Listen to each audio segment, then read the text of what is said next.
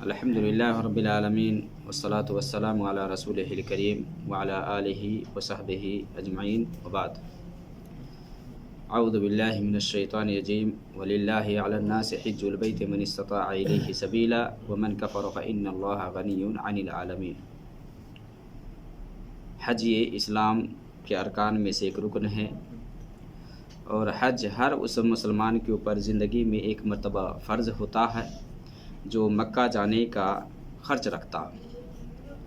حج کے بہت زیادہ فضائل ہیں۔ حج کرنے سے گناہ مٹتے ہیں۔ حج کرنے سے اللہ رب العالمین اس کو جنت میں داخلہ دیتا ہے۔ اگر وہ ایمان و اخلاص کے ساتھ حج کر لیتا ہے تو اللہ رب العالمین اس کے اس عمل کو اس طرح سے قبول فرماتا ہے کہ دنیا کے اندر ہی نبی کی زبانی یہ بشارت سنایا ہے کہ حج مبرور کا بدلہ یہ جنت ہے۔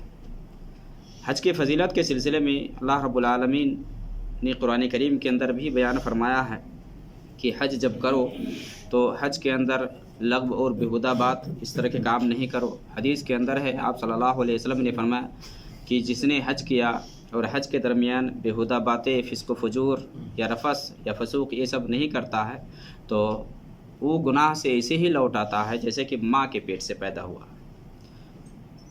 رجع من ذنوبہ کیوم ولدتہ امہ، گناہ سے ایسے ہی واپس ہو جاتا ہے، یعنی گناہ سے دھل جاتا ہے جیسے کہ ماں کے پیٹ سے پیدا ہوا تھا تو کوئی گناہ نہیں تھا اس کے اوپر۔ عمر بن العاص رضی اللہ تعالیٰ عنہ نبی صلی اللہ علیہ وسلم کے پاس آئے، یا وہ اپنی حالات کے بارے میں ذکر کرتے ہیں، صحیح مسلم کی حدیث ہے کہ جب وہ مرض الموت میں جب آئے تو 3 حالات اس کے ذکر کیے جاتے ہیں۔ حدیث کے اندر 3 ذکر ملتا ہے، 3 حالات ہے، 3 مرحلہ ہے۔ اس میں سے دوسرا مرحلہ یہ تھا کہ اس نے کہا کہ جب اللہ رب العالمین نے میرے دل میں اسلام کو جگا دیا، میرے دل میں اسلام کی محبت پیدا ہو گئی، تو میں نبی صلی اللہ علیہ وسلم کے پاس آیا اور یہ کہا کہ نبی صلی اللہ علیہ وسلم میں آپ سے بیعت کرنا چاہتا ہوں، آپ اپنا دایاں ہاتھ بڑھائیں، میں آپ سے بیعت کرنا چاہتا ہوں۔ تو نبی صلی اللہ علیہ وسلم نے اپنا دایاں ہاتھ بڑھایا بیعت کرنے کے لیے، بیعت لینے کے لیے، تو پھر اس نے اپنا ہاتھ کھینچ لیا۔ عمر بن العاص نے اپنا ہاتھ کھینچ لیا تو نبی صلی اللہ علیہ وسلم نے کہا کہ یہ کیا کرتے ہو، یعنی یہ کیا بات ہے، کیوں تم نے تو ابھی کہا کہ ہاتھ بڑھاؤ، میں ہاتھ بڑھایا تو تم نے اپنا ہاتھ کیوں کھینچ لیا؟ تو اس نے کہا کہ میں ایک شرط رکھنا چاہتا ہوں، شرط یہ ہے کہ میں آپ سے بیعت اس بات پر کرنا چاہ رہا ہوں کہ میرے گناہ مٹ جائے، میرے گناہ دھول دیے جائیں۔ تو نبی صلی اللہ علیہ وسلم نے اس سے یہ فرمایا کہ کیا تمہیں یہ پتہ نہیں ہے کہ ان الاسلام یجب ما کان قبلہ، کیا تمہیں یہ پتہ نہیں ہے کہ اسلام اپنے سے پہلے گناہوں کو ختم کر دیتا ہے؟ یعنی ایک شخص اسلام میں ابھی نہیں تھا، کفر و شرک میں مبتلا تھا، اگر صدق دل سے اسلام کے اندر داخل ہوتا ہے تو اسلام لانے کی وجہ سے اس کے سارے گناہ مٹ جاتے ہیں۔ پھر آپ صلی اللہ علیہ وسلم نے فرمایا کہ ہجرت سارے گناہوں کو مٹا دیتی ہے۔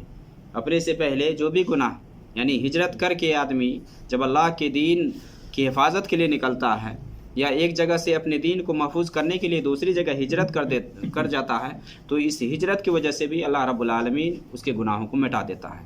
اور تیسری چیز آپ صلی اللہ علیہ وسلم نے فرمایا حج کے بارے میں کہ حج آدمی کرتا ہے تو حج سے بھی ایسے ہی گناہوں سے پاک و صاف ہو جاتا ہے کہ اس کے اوپر کوئی گناہ نہیں تھا۔ تو یہ حج کے فضائل میں سے ہے۔ حج کے فضائل بہت کچھ ہے۔ تو ایک حدیث کے اندر جیسا کہ نبی صلی اللہ علیہ وسلم نے فرمایا کہ العمرۃ الی العمرۃ کفارۃ لما بینہما والحج المبرور لیس لہ جزاء الا الجنہ، کہ ایک عمرہ کرنے کے بعد دوسرا عمرہ جب آدمی کرتا ہے تو یہ دوسرا عمرہ بیچ کے گناہوں کا کفارہ ہو جاتا ہے۔ جو بھی گناہ آدمی سے ہوتا ہے نا، ایک عمرہ کرنے کے بعد دوسرا عمرہ کرتا ہے تو اس کا گناہ مٹ جاتا ہے۔ والحج المبرور لیس لہ جزاء الجنہ، آپ نے فرمایا کہ حج مبرور کا بدلہ یہ جنت ہے۔ جانیں گے یہاں کہ حج مبرور ہے کیا، حج مبرور کس کو کہا جاتا ہے، اور کیسے آدمی اپنے حج کو حج مبرور بنائے گا، اور اس کی علامت اور پہچان کیا ہے، کیسے کہا جائے گا کہ اس کا حج مبرور ہے۔ تو حج مبرور کیا ہے، اس سلسلے میں علماء کے مختلف اقوال ملتے ہیں، مختلف قول ملتے ہیں کہ حج مبرور سے مراد کون سا حج ہے۔ تو اس میں سے ایک چیز یہ ہے کہ حج مبرور سے مراد وہ حج ہے کہ جو ارکان اور واجبات کے ساتھ ادا کیے جائے، جس کے اندر پورے جو کچھ مطلوب ہے حج کے اندر نا، उस हिसाब से आदमी हज करेगा तो ये हज मबरूर कहा जाएगा। दूसरी बात इसके अंदर कि हज मबरूर उस हज को कहा जाता है कि जिसके अंदर नेकी के अमाल हो, नेकी के अमाल, और नेकी के अमाल बहुत हैं। कुरान में अल्लाह रब्बुल आलमीन ने फरमाया लैसल बिर्र अन तुवल्लु वजूहकुम क़िबल अल-मशरिक़ वल मग़रिब वलाकिन्नल बिर्र मन आमन बिल्लाहि वल मलाइकति वल किताबि वन नबिय्यीन व अतल माल अला हुब्बिही ज़विल क़ुरबा वल यतामा वल मसाकीन। ये सब है जिसमें है कि नमाज है, ज़कात है, अहद पूरा करे, अहद करे तो अहद को पूरा करे, ये सब है। तो नेकी यानी एक ईमान भी है। गोया कि अगर ईमान नहीं है तो हज करता है कोई फ़ायदा नहीं है। तो ईमान ये बुनियादी चीज़ है और ईमान में बहुत कुछ शामिल है। यानी इस्लाम के अरकान ले ले या ईमान के जो अरकान ले ले, अल्लाह पर ईमान लाना, अल्लाह के रसूलों पर ईमान लाना, आखिरत पर ईमान लाना, ये सब कुछ। तो ये बिर को कहा जाता है, ये हज जिसके अंदर ये सारी चीज़ें हैं ना, तो वो हज मबरूर है। वो अगर इस हालत में हज करता है कि अल्लाह पर ईमान रखता है, इस्लाम के जो अरकान हैं उस सब को मानता है, बजा लाता है, नमाज कायम करता है, अहद का पासो लिहाज रखता है, गरीबों और मिस्किनों की मदद करता है, चाहे वो करीब कराबदार हो या दूरी हो, जो भी हो, जो हाजतमंद है उसको देता है। तो ये सब काम अंजाम देना हज के दिनों में अगर ऐसा ये सब करता है तो ये हज मबरूर कहलाता है। इसी तरह से हज मबरूर के सिलसिले में कि हज मबरूर वो हज है कि जिसके अंदर रिया और नमूद ना हो, दिखावा ना हो, दिखावा और सुनाना ना हो। क्योंकि आज के दौर में ये चीज़ आमतौर से बहुत ज़ोर शोर से देखने को मिल रही है कि एक शख्स जब हज करने के लिए जाता है तो हज पर निकलने से पहले बहुत ऐलान करता है, बड़ा बड़ा जलसा जुलूस करता है और फूल माले और जहाँ तक उनको जाना है वहाँ तक वो लाइट्स और क्या क्या लगाते हैं। तो इस तरह की चीज़ें कि जिसे इंसान को परहेज़ करना चाहिए। इसके अंदर जो मतलूब है वो ये है कि आदमी रियाकारी पैदा ना करे, दिखावा पैदा ना करे। बहुत सारे लोग ये हैं कि हज करने के बाद आप अपना टाइटल बढ़ा लेते हैं, क्या हाजी लिखवाते हैं वो, या मान ले कि कहीं बयानात में गया तो आप हज के सफ़र को ऐसे ही बयान करता है ताकि लोग उसकी तारीफ़ करें, लोग उसके बारे में चर्चा करें। तो अगर ये चीज़ अगर है, ये सब सारी चीज़ें अगर है तो ये सही नहीं है, क्योंकि दिखावा अल्लाह को पसंद नहीं है। और हदीस के अंदर है, नबी सल्लल्लाहु अलैहि वसल्लम ने फरमाया है कि अल्लाह रब्बुल आलमीन फरमाता है अना अगना शुरका यानी शिरक, कि मैं शिरक करने वाले के शिरक से मैं बरी हूँ, जो शरीक ठहराता है। अल्लाह रब्बुल आलमीन क़यामत के दिन उसको और जिसको शरीक ठहराता था सबको छोड़ देगा, फ़ायदा नहीं है। तो रियाकारी से आदमी इज्तिनाब करेगा, परहेज़ करेगा। इसी तरह से हज मबरूर उस हज को कहा जाता है कि जिस हज के अंदर कसरत से ज़िक्र अज़कार हो, अल्लाह का नाम कसरत से लिया जाए। फ़ैज़ा अफ़ज़्तुम मिन अरफ़ात फ़ज़्कुरुल्लाह, कि जब अरफात से निकलो तो अल्लाह को याद करो। यानी कसरत से मुराद ये है कि ज़िक्र और तस्बीह और तलबिया वगैरह ये सब सारी चीज़ें मुराद हैं कि जिस हज के अंदर आदमी ये सब काम करता है तो गोया कि वो हज मबरूर है। इसी तरह से हज मबरूर के सिलसिले में कि हज मबरूर वो हज है कि जिसमें इंसान आम गुनाहों से इज्तिनाब करता है, आम गुनाहों से इज्तिनाब करता है। मिसाल के तौर पर कि आँख से जो गुनाह होते हैं उन गुनाहों से बचता है, गलत चीज़ों का मुशाहिदा नहीं करता, गलत चीज़ें नहीं देखता, या मान ले बोलने की बात आती है तो गलत चीज़ नहीं बोलता है, मान ले चुगली, गीबत और इस तरह से बुहतान, ये सब जो काम होते हैं ना, इन सब कामों से वो बचता रहा हो हज के दरमियान में। तो इस तरह से अगर कोई हज करता है तो वो हज मबरूर कहलाता है। खुलासा कलाम इसमें ये है, या बाज़ उलमा ने ज़िक्र किया है कि हज मबरूर से मुराद वो हज है कि इंसान दुनिया से बिल्कुल अलग थलग हो जाए, दुनिया से बेपरवाह हो जाए। यर्ज ज़ाहिदन फ़िद दुनिया व राग़िबन इलल आखिरा, और रग़बत की तरफ राग़िब हो जाए, यानी आखिरत की तरफ राग़िब हो जाए, आखिरत से रग़बत रखने लग जाए और दुनिया से बिल्कुल अलग थलग हो जाए। बिल्कुल अलग थलग का मतलब ये नहीं है कि आप दुनिया में काम नहीं कर सकते या दुनिया की जो चीज़ें हैं उससे आप लुत्फ़अंदोज़ नहीं हो सकते, ये मुराद नहीं है। मतलब दुनिया को अपना वो हदफ और मकसद नहीं बनाता है, बल्कि असल मकसद और हदफ किसको बना लेता है? आखिरत को बनाता है, आखिरत अपने सामने रखता है। तो ये मुराद है कि दुनिया से कट जाए और आखिरत की तरफ वो राग़िब हो जाए, ये भी एक इसका माना किया जाता है। इसी तरह से हज मबरूर का माना ये भी किया जाता है मकबूल हज। तो मकबूल हज इस सब का खुलासा ये है हज मबरूर से कि हज मबरूर वो हज है कि जिसमें गुनाह न हो। گناہ نہ ہو، گناہ سے آدمی بچتا رہا ہو. اب گناہ چاہے حقوق العباد سے متعلق ہو، چاہے حقوق اللہ سے متعلق ہو، چاہے آنکھ سے آدمی گناہ کرے، چاہے پیر سے آدمی گناہ کرے، چاہے زبان سے گناہ کرے، گناہوں سے بچ جائے اگر آدمی اور اسلامی شریعت کے حساب سے آدمی حج کر لے تو یہ حج مبرور کہلاتا ہے. اس کو حج مقبول کہا جاتا ہے. اور حج مقبول کیسے آدمی بنائے اپنے حج کو مقبول حج یا مبرور حج کیسے بنائے گا؟ تو یہی سب ساری چیزیں ہیں. سب سے جو پہلی چیز ہے حج مبرور بنانے کے لیے کہ آدمی حج کے لیے جاتا ہے تو اپنے اندر اخلاص پیدا کرے گا کہ وہ عمل کس لیے کرے گا؟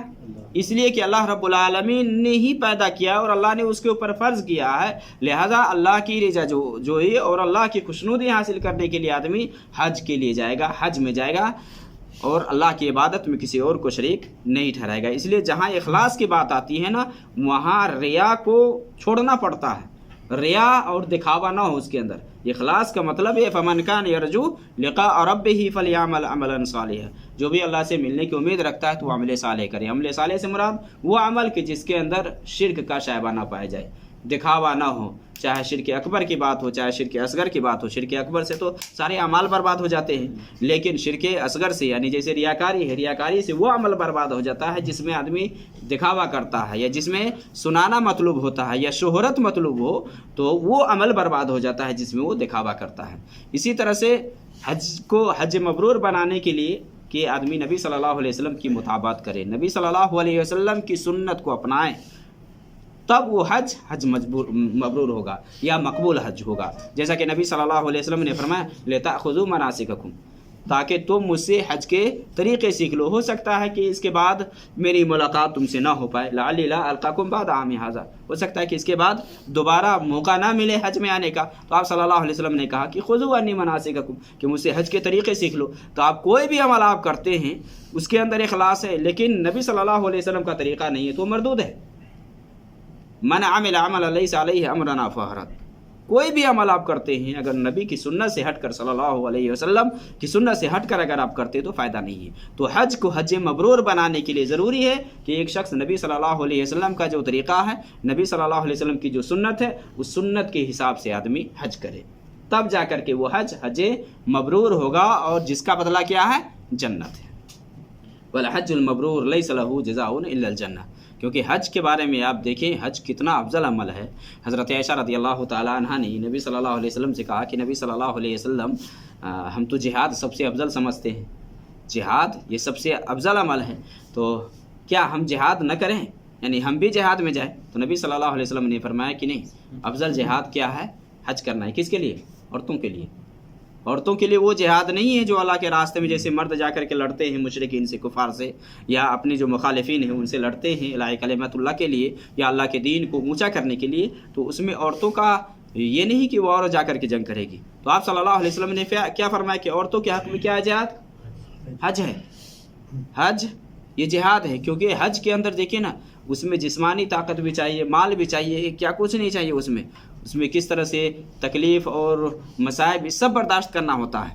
تو یہ بھی ایک طرح سے ایک جہاد ہے، یہ بھی جہاد ہے. حج کو بھی جہاد سے تعبیر کیا گیا ہے کیونکہ اس میں تھکاوٹ، پریشانی اور اس طرح کی باتیں ہوتی ہیں. تو صبر و تحمل سے آدمی وہاں حج ادا کرے گا کیونکہ اللہ کی رضا حاصل کرنے گیا ہے. تو اللہ کو خوش کرنے کے لیے اگر گیا ہے تو اس کو چاہیے کہ اس عمل کو صرف اللہ کے لیے خاص رکھے، اللہ کی عبادت میں کسی اور کو شریک نہ ٹھہرائے. کیونکہ اللہ رب العالمین نے فرمایا وَمَا أُمِرُوا إِلَّا لِيَعْبُدُوا اللَّهَ مُخْلِصِينَ لَهُ الدِّينَ. اسی بات کا حکم ملا ہے کہ صرف اللہ کی عبادت کریں.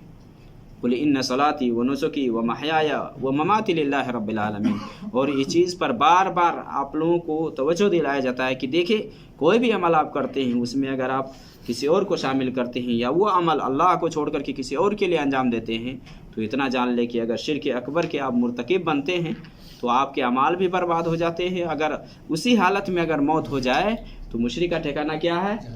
جہنم. تو یہ حج مبرور بنانے کا طریقہ ہے کہ سب سے اہم چیز اخلاص پیدا کرے، دوسری چیز نبی صلی اللہ علیہ وسلم کی جو سنت ہے اس کو آپ اپنائیں، اور باقی جو چیزیں ذکر کی گئی ہیں کہ حج مبرور کب ہوتا ہے اور کس کو حج مبرور کہا جاتا ہے، تو جس کا خلاصہ یہ ہے کہ آپ گناہ سے بچ جائیں، گناہ سے بچ جائے اور اعمال صالحہ کو انجام دے اور حج کے درمیان میں فضول اور بیہودگی اور اس طرح کے جو اعمال ہوتے ہیں یا اس طرح کی جو باتیں ہوتی ہیں وہ سب نہ کرے۔ کیسے پتہ چلے گا کہ یہ حج مقبول کی علامت ہے یا حج مبرور کی علامت ہے؟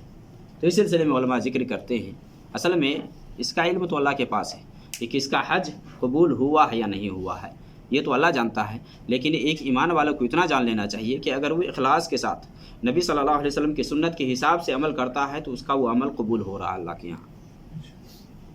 یہ آپ کا ایمان ہونا چاہیے کہ آپ کا یہ عمل قبول ہو رہا ہے اگر ایمان و اخلاص کے ساتھ آپ انجام دیتے ہیں تو۔ علماء کچھ علامات ذکر کرتے ہیں کہ اگر ایک شخص حج کر کے آیا ہے تو حج مبرور کی علامت اور پہچان یہ ہے کہ اس کی زندگی کے اندر تبدیلی آ جائے۔ مان لے حج کرنے سے پہلے اس کی زندگی میں برائیاں یا معصیت اس طرح کی چیزیں دیکھنے کو مل رہی تھی، حج سے واپسی کے بعد اس کے اندر چینجنگ اور تبدیلی آ گئی ہے، حالت بدل گئی ہے۔ مان لے آپ نیک اعمال، گناہ سے بچ رہا ہے، معصیت سے بچ رہا ہے اور نیک اعمال زیادہ سے زیادہ کر رہا ہے وہ، اور اس کے حالات سے یہ پتہ لگایا جائے گا کہ ہاں اس کی زندگی کے اندر کیا تبدیلی آئی ہے اور نہیں آئی ہے۔ کہ مان لے پہلے ذکر و اذکار نہیں کرتا تھا، اب ذکر و اذکار کرنے لگا ہے، یا مان لے صدقات و خیرات، نیکی کے جو بھی کام ہیں، بہت سارے کام ہیں یا بہت سارے اعمال ہیں، وہ اگر نہیں کرتا تھا حج کے بعد کرنے لگا ہے تو گویا کہ یہ حج مبرور کی علامت اور پہچان ہے۔ تو زندگی کے اندر چینجنگ آ جائے، یہ نہیں کہ جیسی حالت حج کرنے سے پہلے تھی اس سے بدتر ہو جائے۔ تو بدتر ہو جائے تو انسان کو چاہیے کہ خود اپنا محاسبہ کرے، اپنا جائزہ خود لے کہ کیا ہوا ہے اور کون سے ہم کس طرح سے حج کیے ہیں کہ گویا کہ ہمارے زندگی کے اندر وہ تبدیلی نہیں آئی ہے، چینجنگ نہیں آئی ہے، جبکہ نبی صلی اللہ علیہ وسلم نے فرمایا کہ حج مبرور کا بدلہ یہ جنت ہے۔ تو جنت اگر نظر کے سامنے ہیں تو ظاہر سے بات ہے کہ جنت کے لیے تیاری کرنی ہوگی، اور جنت کے لیے وہ اعمال کرنے ہوں گے جس میں اللہ رب العالمین راضی ہوتا ہے، جسے اللہ کی رضا جوئی حاصل ہوتی ہے، وہ سب اعمال کرنے ہوں گے۔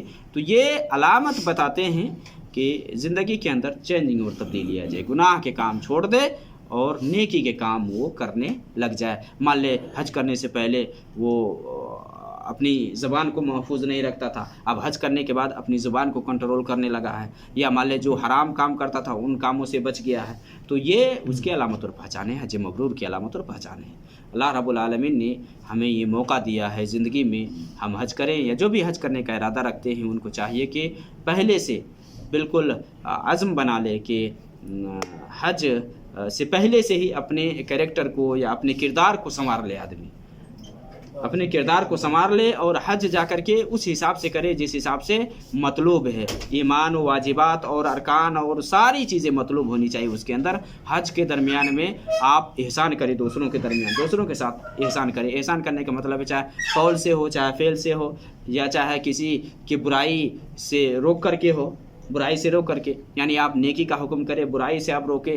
حج کے دنوں میں بہت سارے کام ہیں جو آپ کر سکتے ہیں، صدقات و خیرات ہیں، زکوٰۃ ہیں، اور اس میں جیسے وہ قرآن کریم کی جو آیت ہے لیس البر ان تولوا وجوہکم قبل المشرق، کئی چیزوں کا 6 چیزوں کا ذکر آیا ہے، ایمان لانا ہے، نماز پڑھنا ہے، اسی طرح زکوٰۃ دینا ہے، یہ سارے کام ہیں، یہ سارے کام۔ اور آدمی حج کر رہا ہے، نمازیں نہیں پڑھتا ہے، حج میں بھی جاتا ہے نماز نہیں پڑھتا، کہتا ہم حاجی بن کے آیا ہے نا۔ تو گویا کہ زندگی کے اندر تبدیلی نہیں آئی ہے۔